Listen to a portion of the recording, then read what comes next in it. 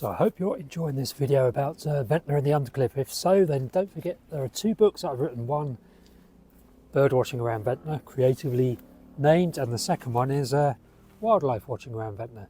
Just short books about the local area that are the subject of this video.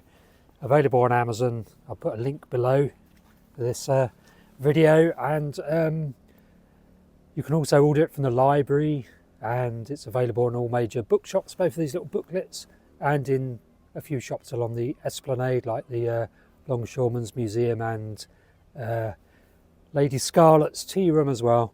But yeah, I'll put a link to the description if you want a slightly deeper dive into the Isle of Wight Undercliff. Then these two little booklets might be of interest to you. Just go onto Amazon otherwise and just search for Steve Jones and Ventnor and you should find them.